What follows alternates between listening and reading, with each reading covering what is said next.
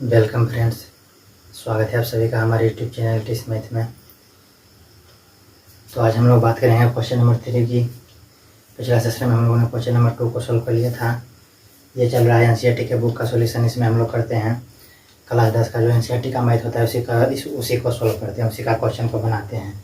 तो उसमें chapter number 7.3 अभी सोल्व कर रहे हैं। उसमें क्वेश्चन नंबर पिछला सेशन में हम लोग क्वेश्चन नंबर 2 को सोल्व कर लिया था। आज हम लोग क्वेश्चन नंबर 3 को सोल्व करेंगे। तो इस प्रकार से स्टार्ट करते हैं।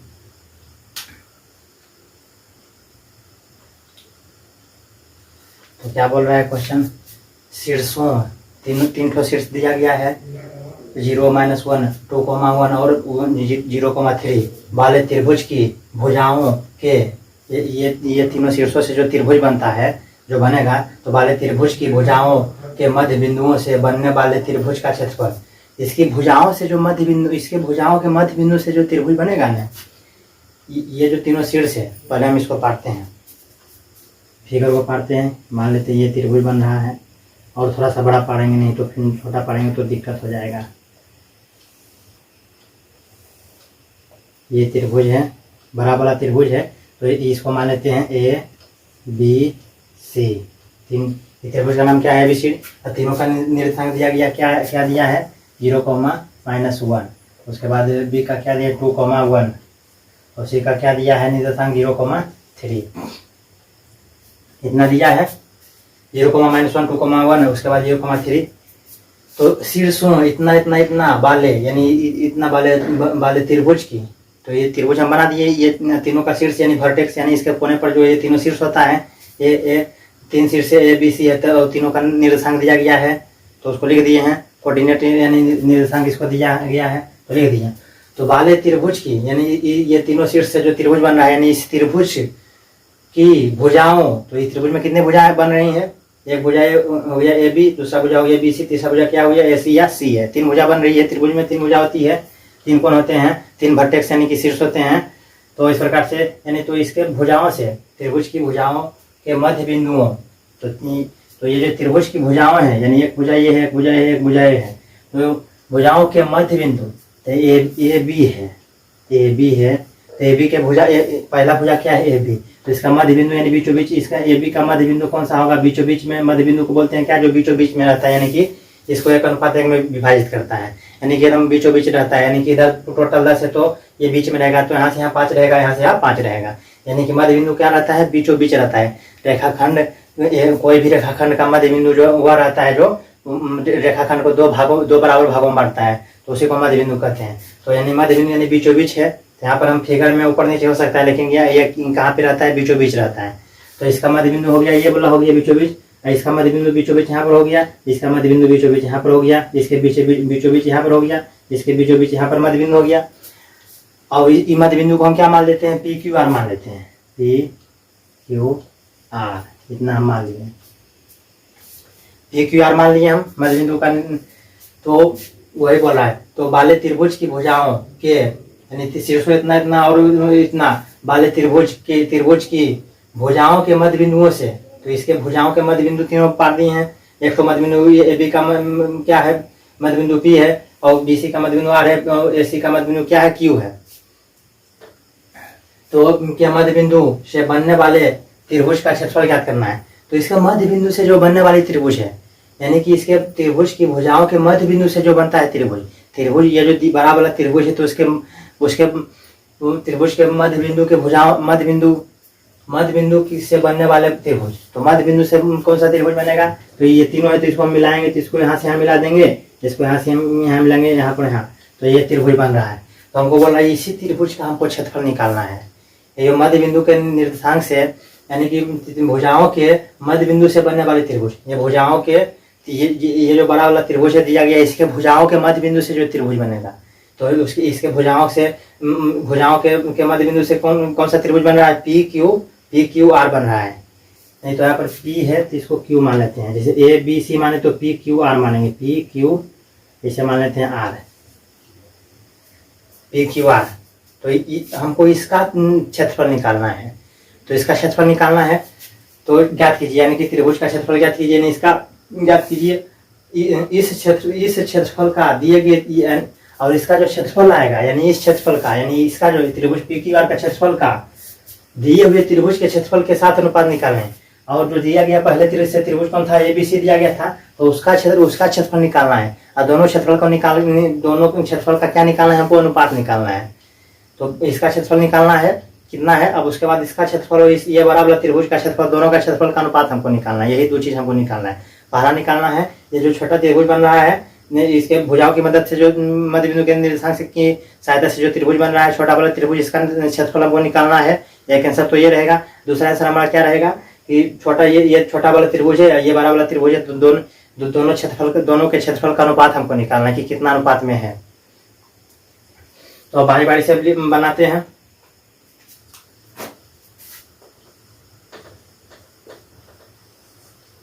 सॉल्व करते हैं। तो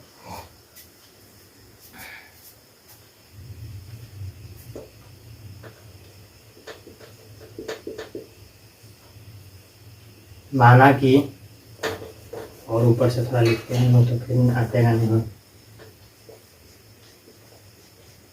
माना कि त्रिभुज ए बी सी का निर्देशांक क्रमशः कितना कितना है, निर्देशांक क्रमशः ए का क्या है, ए का है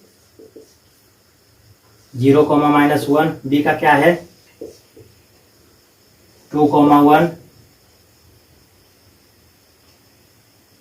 तथा सी का क्या है 0,3 है।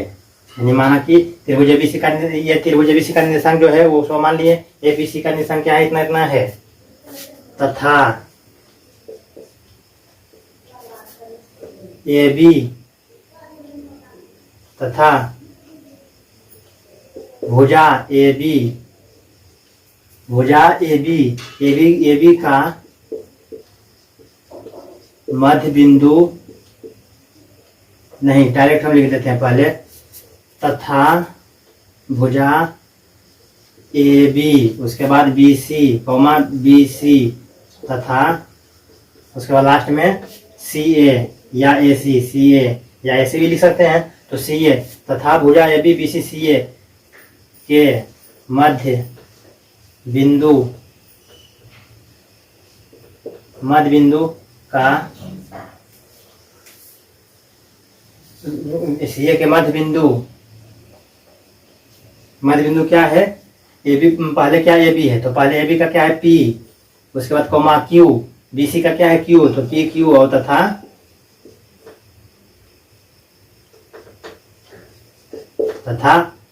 सीए का क्या है आर है तथा भुजा एबी बीसी सीए के मध्य बिंदु क्या है पी क्यू आर है। तो अब हमें त्रिभुज पी क्यू आर का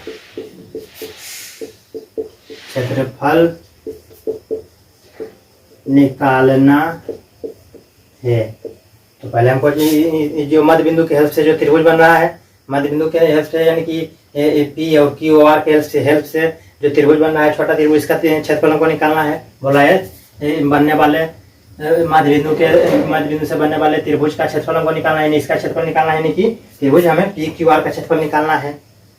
तो हमको त्रिभुज का क्षेत्रफल निकालने के लिए पहले त्रिभुज का क्षेत्रफल का फार्मूला क्या होता है, 1/2 into x1 by 2 minus by 3 plus x2 by 3 minus by 1, उसके बाद plus x3 by 1 minus by 2 होता है का संख्यात्मक मान होता है। तो हमको क्या चाहिए x1 बाई 1, उसके बाद x2 बाई 2 और उसके बाद x3 बाई 3, तीनों का चाहिए। तो ये तीनों है, तो तीनों का निर्देशांक दिया गया नहीं है, तो हमको पहले इसकी सहायता से ये तीनों की सहायता से हम पहले मध्य बिंदु का निर्देशांक निकालेंगे। जैसे कि ए बी का मध्य बिंदु P है, ए बी का मध्य बिंदु क्या है P है, तो मध्य बिंदु के निर्देशांक के फार्मूला से हम क्या पहले निकालेंगे P का निर्देशांक। तो इसको अभी नहीं लिखते हैं, उसको पहले हम मध्य बिंदु का निर्देशांक निकालेंगे ना, उसके बाद हम इसको सॉल्व करेंगे। ये वाला लाइन अभी नहीं लिखेंगे। P तथा क्यू आर है, इतना है, कोई दिक्कत नहीं है। तो पहले हम क्या करेंगे, क्योंकि हमको इसका क्षेत्रफल निकालना है, तो इसको क्षेत्रफल निकालने के पहले हमको क्या, हमको पी क्यू आर का निर्देशांक पता रहेगा तभी ना हम इसका क्षेत्रफल निकाल पाएंगे त्रिभुज के क्षेत्रफल के सूत्र से। तो पहले हमको इसका निर्देशांक निकालना है, तो पी का निर्देशांक हम निकालेंगे। अब मध्य बिंदु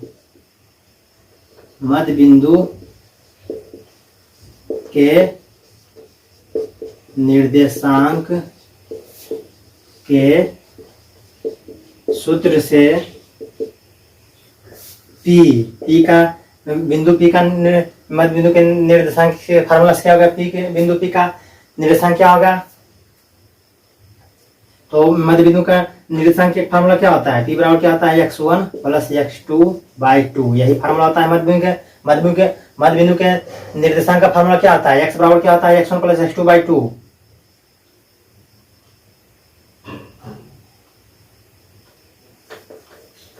अब मध्य बिंदु के निर्देशांक के सूत्र से बिंदु P का निर्देशांक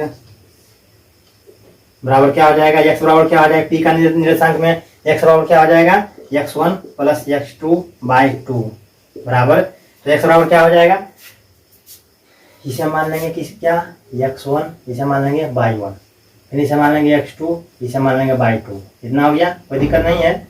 ऐसे मान लेंगे इसका p का निर्देशांक हमें पता नहीं है, तो क्या मान लेंगे कि इसका निर्देशांक क्या है, x, y है, तो इसे हमको x और y का मान निकालना है। p का निर्देशांक क्या है, x, y है, तो x बराबर मध्य बिंदु के फार्मूला से क्या हो जाएगा, x बराबर क्या हो जाएगा, x1 प्लस x2/2 बराबर x1 plus x2, x1 plus x2 यानी कि क्या है, 0 प्लस 2/2 बराबर 0 प्लस 2, तो क्या आ जाएगा 2, और उसके बाद 2/2 यानी कि 2 ऊपर में कट है, तो कट के क्या आ जाएगा, एक, तो x का मान क्या आ जाएगा 1।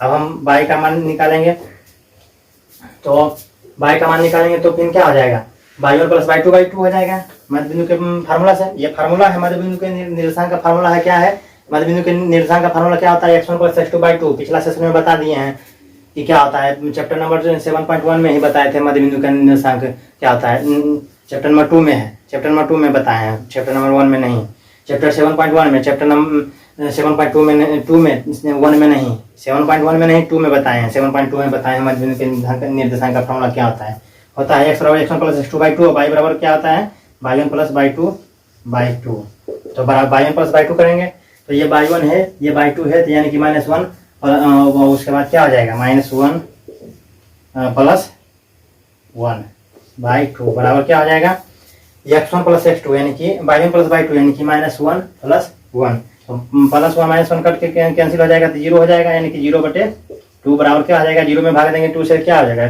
तो 0 ही हो जाएगा। अतः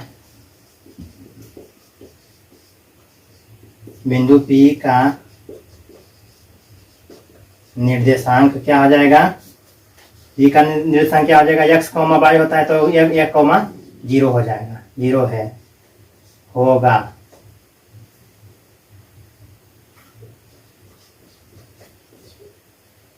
P का निर्देशांक क्या आ जाएगा, P 1,0 होगा, तो P का हम क्या मान लिया है, 1,0 ले आए, 1,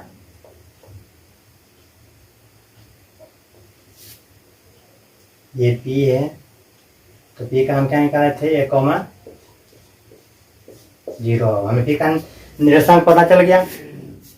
अब इसी तरह से हम Q का निर्देशांक निकालेंगे, तो Q का निर्देशांक निकालेंगे तो इसको मान लेते हैं, फिर इसको भुला जाते हैं, ये कुछ नहीं है, इसको भी हम भुला जाते हैं, x1 x2 इसको नहीं मानेंगे। अब हमको Q का मान निकालना है, तो Q का मान निकालना है, तो इसका निर्देशांक हमें पता नहीं है, तो क्या समझ लेंगे, ये इसका निर्देशांक y है, ये हो जाएगा x1, ये हो जाएगा y1, ये हो जाएगा x2, ये हो जाएगा y2, तो डायरेक्ट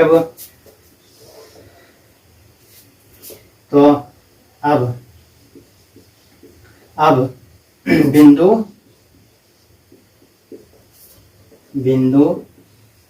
Q का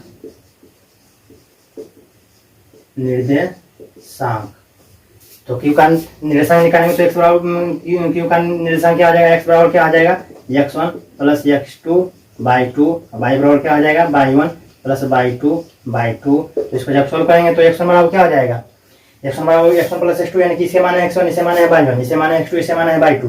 तो x one plus x two यानी कि x one plus x two यानी कि two plus zero, two plus zero बटे टू। इधर बाई बराबर क्या आ जाएगा, by one plus by two by two. तो by one plus by two यानी कि वन प्लस थ्री, तो one plus three by two. तो टू प्लस जीरो यानी टू बटे टू, तो कट के एक आ गया। और तीन एक चार यानी कि चार बटे दो, तो दो नहीं चार यानी कि टू। तो इसका यानी अतः बिंदु Q का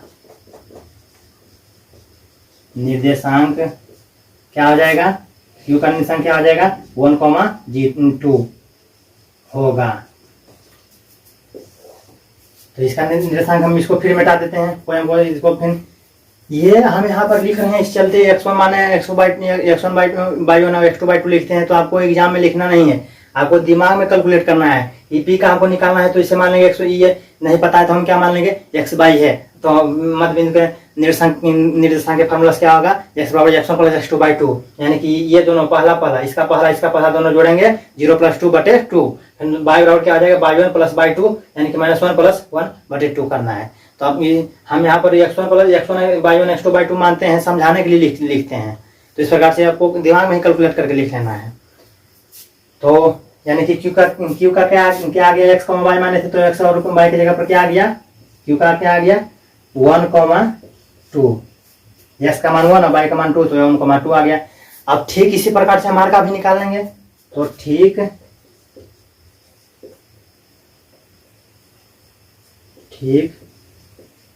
इसी प्रकार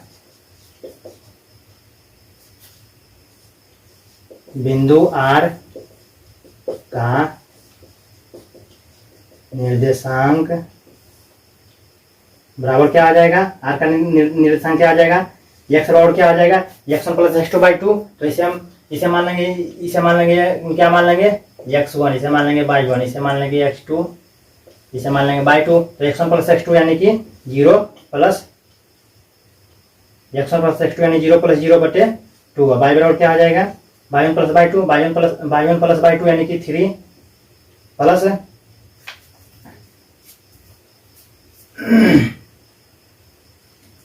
3 प्लस यानी by one plus by two यानी 3 प्लस -1, बाई टू का मान है -1 तो बटे 2, और तो प्लस माइनस क्या आ जाएगा, माइनस, तो 3 - 1 बटे 2, 3 - 1 बटे 2 हो जाएगा, नहीं 3 में से 1 जाएगा तो 2, तो 2 बटे 2 यानी कि कट के आ गया 1।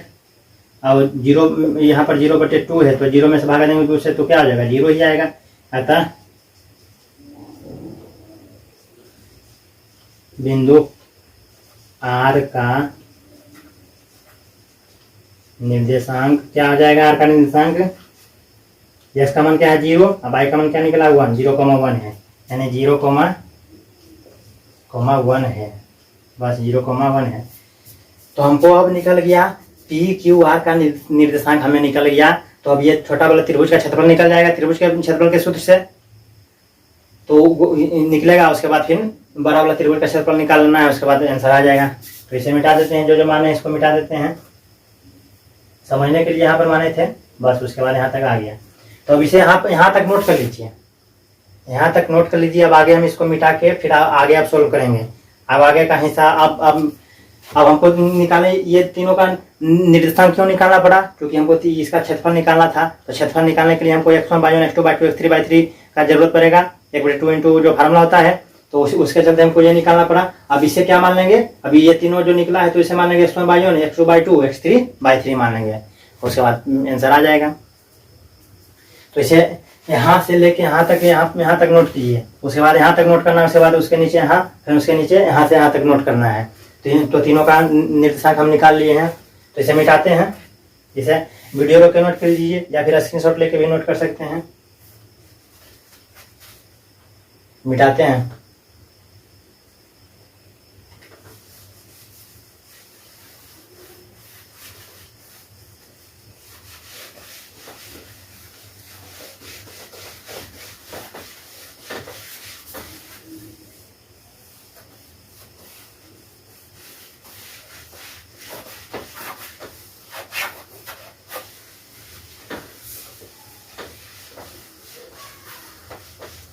तो यहाँ तक तो कोई दिक्कत नहीं होगा। तीनों का निर्देशांक हम किस प्रकार निकालें, अब हम निकालेंगे। अब यहाँ उसके बाद अब नीचे से यहाँ से नोट करने के बाद फिर अब यहाँ से नोट करना है। अगर जो नोट बना रहे हैं, अगर जो कॉपी में लिख रहे होंगे तो अब क्या लिखना है पहले समझ लीजिए, उसके बाद उतारना है या वीडियो रोक के नोट कर लेना है। तो अब त्रिभुज PQR का क्षेत्रफल यानी त्रिभुज PQR का क्षेत्रफल क्या हो जाएगा, क्षेत्रफल बराबर क्या हो जाएगा 1/2 इंटू त्रिभुज के क्षेत्रफल का फॉर्मूला क्या होता है 2 इंटू x1 1 है। तो इसको क्षेत्रफल वाला फार्मूला किस प्रकार से याद रखता है वो हम 7.3 का पहला ही लेक्चर में बता दिए थे, क्वेश्चन नंबर 1 बनाए थे तो उसमें ही बता दिए थे किस प्रकार से याद रखना है। यहाँ पर ज्यादा इसको एक्सप्लेन नहीं करेंगे। x1 है तो उसके बाद 1 के बाद क्या आ जाएगा 2, यानी कि x के बाद क्या आता है बाई, तो बाई 2 और उसके बाद बाई 2 के बाद क्या आता है by 3, by 2 minus by 3 plus है। अब x1 के जगह पर x2 हो जाएगा, उसके बाद बाई 2 के बाद क्या हो जाएगा 3, तो बाई 3 माइनस बाई 1, उसके बाद प्लस x3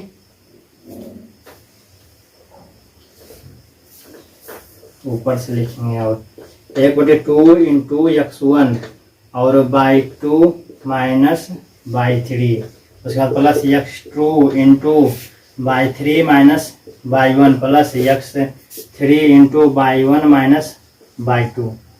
ये होता है त्रिभुज का क्षेत्रफल का, तो इसका क्षेत्रफल। तो अब हमको x1 by 1 x2 by 2 x3 by 3 मान लेना है। तो हम इसे क्या मान लेते हैं, x1 है ये बाई 1 है, ये x2 है ये बाई 2 है, ये x3 है ये बाई 3 है। तो इसको समझ लिए हैं कि वो x1 by 1 x2 by 2 x3 by 3 है। तो बारी बारी से सभी का मान बैठाना है, हल करना है, आंसर आ जाएगा।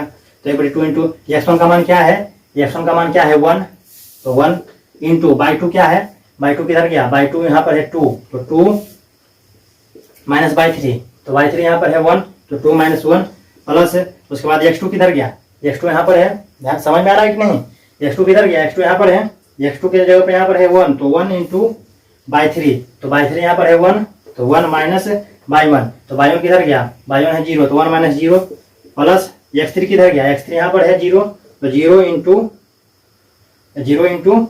बाई 1 माइनस बाई 2, तो बाई 1 क्या है 0 माइनस बाई 2 किधर गया, बाई 2 है 0 माइनस बाई 2 क्या है 2, तो 2, इसको हो गया। इसको अब इसको जब आगे सोल्व करेंगे तो 1/2 इंटू 2 में से जाएगा तो 1, तो 1 गुने 1 हो जाएगा प्लस, अब 1 में से 0 जाएगा तो 1 ही होगा ना, तो 1 गुने 1 यानी 1 गुने 1 प्लस, अब 0 में से -2 जाएगा तो -2 ही बचेगा, -2 गुने 0 तो माइनस, यानी कि 0 गुने -2 हो जाएगा, 0 गुने -2, तो उसके बाद इसको हो गया। तो अब इसको आगे जब सोल्व करेंगे 1/2 इंटू 1 गुने 1 तो 1 ही रहेगा प्लस, 1 गुने 1 तो 1 ही रहेगा प्लस नहीं, फिर 0 गुने -2 तो 0 ही हो जाएगा, तो बस वो हो गया। इसको कुछ नहीं करना है, 0 गुने -2 तो 0 कोई भी संख्या है उसको 0 से गुना करेंगे तो सभी को 0 करेंगे, 0 कर देगा, तो 0 गुने -2 तो 0 हो जाएगा, तो 1 गुने 1 तो 1 और 1 गुने 1 तो 1, यानी 1 प्लस 1 क्या हो जाएगा 2 बराबर 1/2 गुने 1 प्लस 1 क्या हो जाएगा 2, यानी कि 2 ऊपर भी है, 1 गुने 2 यानी कि 2/2, 2 ऊपर नीचे, ऊपर भी 2 है नीचे भी 2 है, तो बराबर कट के क्या आ जाएगा 1, यानी इस त्रिभुज का क्षेत्रफल यानी छोटा त्रिभुज का क्षेत्रफल क्या आ जाएगा 1 वर्ग मात्रक या इकाई। क्षेत्रफल का क्या होता है, क्षेत्रफल को हम मात्रक या इकाई में नापते हैं, तो इसका 1 वर्ग मात्रक या 1 वर्ग इकाई। अतः त्रिभुज PQR का अभिष्ट क्षेत्रफल बराबर कितना आ जाएगा 1 वर्ग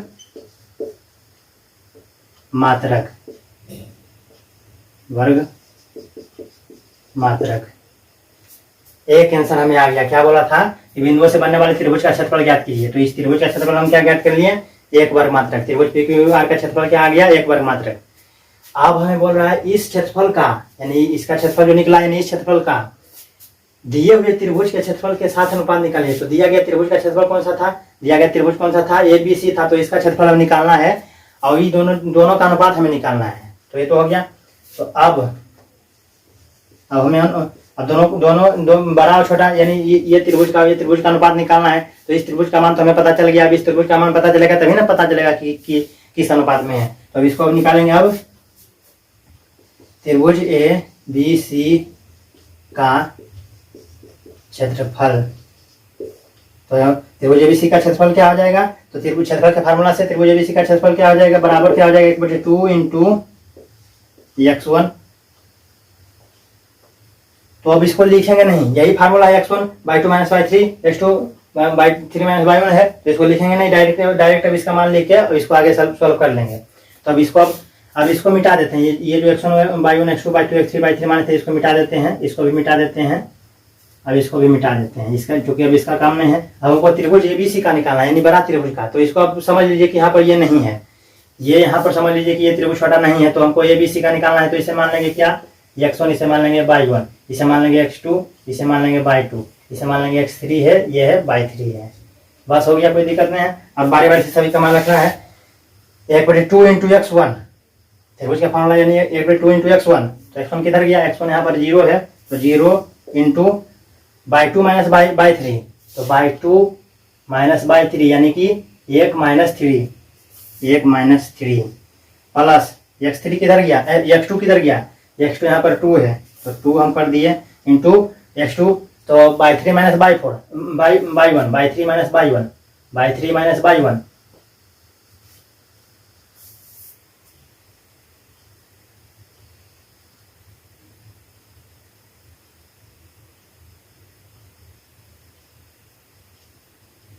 बाई 3 माइनस बाई 1 यानी कि बाई 3 माइनस बाई 1 यानी कि 3 माइनस माइनस 1 माइनस उसके बाद फिर -1 है। बाई 1 का मान क्या है? -1। अब यहाँ पर भी पहले माइनस था, उसके बाद -1 है, माइनस माइनस प्लस होगा।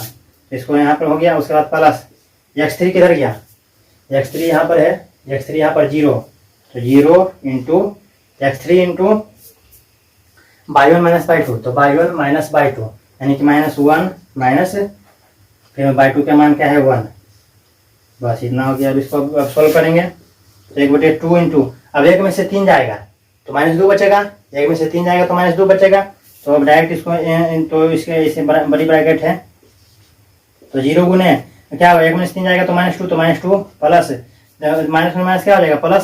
तो 3 और 1 क्या हो जाएगा? 4, तो 4 गुने 2 हो जाएगा, 2 गुने 4 हो जाएगा। इतना का मान क्या आया? 4। 3 माइनस माइनस क्या हो जाएगा? प्लस।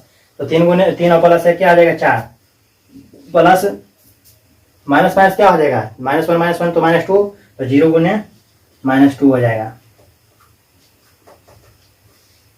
तो अब इसको यहाँ सोल्व करते हैं।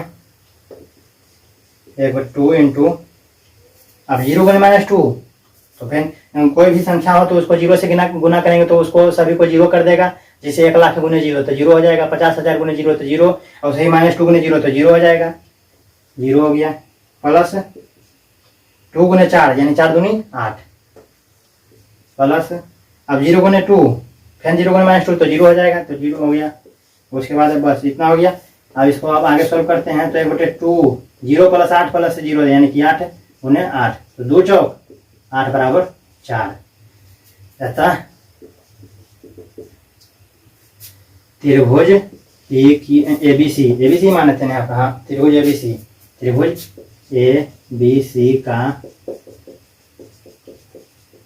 क्षेत्रफल बराबर कितना आ जाएगा? 4 वर्ग मात्रक।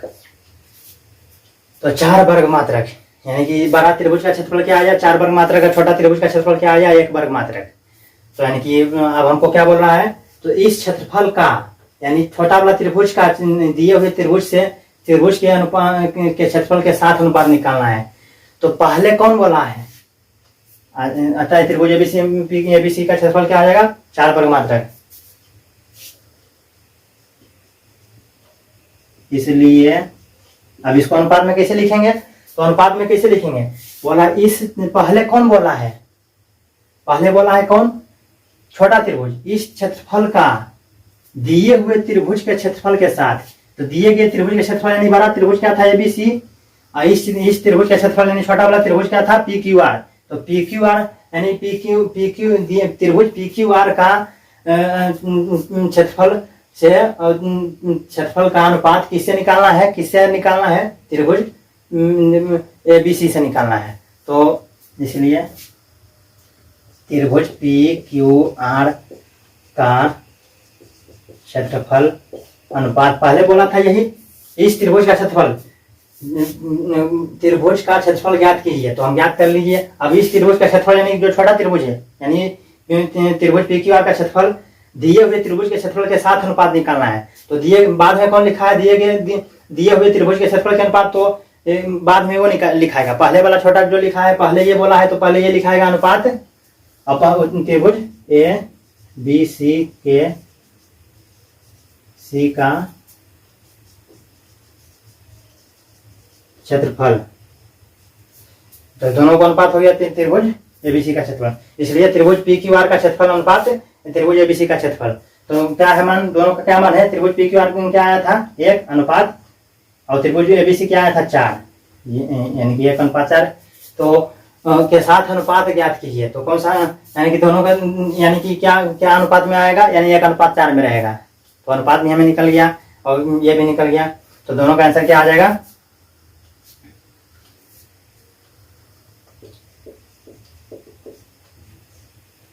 अतः त्रिभुज PQR का क्षेत्रफल बराबर 1 है तथा त्रिभुज PQR का त्रिभुज ABC से अनुपात 1:4 है। यही उत्तर हो गया। यानी इसका 2 उत्तर आएगा। पहला उत्तर क्या आएगा, 1 वर्ग मात्रक, और दूसरा उत्तर क्या आएगा 1:4। यही दोनों उत्तर आएगा। उत्तर इसको ब्रैकेट में लिख देना है। इसका 2 आंसर आएगा। पहला आंसर आएगा 1 वर्ग मात्रक, दूसरा क्या आएगा 1:4 के अनुपात में विभाजित करेगा। 1:4 के अनुपात में रिलेशन है इसमें, दोनों में अनुपात का रिलेशन क्या है 1:4। तो इस प्रकार से इसे नोट करना चाहते हैं तो नोट कर लीजिए। तो इस प्रकार से वीडियो को अच्छा लगा तो लाइक कर दीजिएगा और हमारे चैनल को सब्सक्राइब कर दीजिएगा। हमारे चैनल का क्या नाम है, TC मैथ, और सब्सक्राइब करके बेल आइकन को प्रेस कर लेना ताकि इसका जब नेक्स्ट पार्ट हम बनाएंगे तो आपके पास नोटिफिकेशन चला जाए। तो इसे नोट कर लीजिए। तो इस प्रकार से इस सेशन को समाप्त करते हैं। वीडियो अच्छा लगा तो लाइक कर दीजिएगा और चैनल को सब्सक्राइब करके हमारे चैनल को सब्सक्राइब करके बेल आइकन को प्रेस कर लेना था, प्रेस करके ऑल पे क्लिक कर लेना है ताकि इसका जब नेक्स्ट पार्ट हम बनाएंगे यानी क्वेश्चन नंबर 4 को जब सॉल्व करेंगे तो आपके पास नोटिफिकेशन चला जाए। तो इस प्रकार से इस सेशन को समाप्त करते हैं। जय हिंद।